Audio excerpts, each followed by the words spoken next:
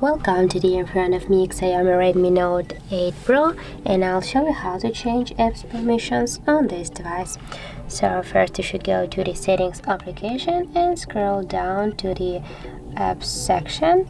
Now just go here to the permissions section and again tap to the permissions. And as can you see, we got here a lot of the permissions for like the calendar, camera, contacts, location, microphone, and more other.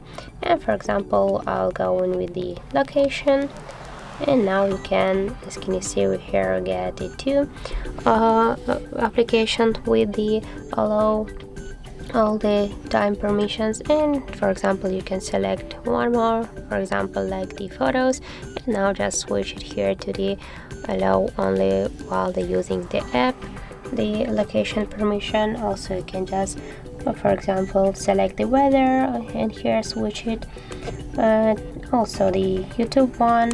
And now as can you see, we got here this position, this application in the upper positions, and also you can change the same, just the storage, SMS, and more applications. So that's how it looks. If you found this video helpful, remember to leave a like, comment, and subscribe our channel.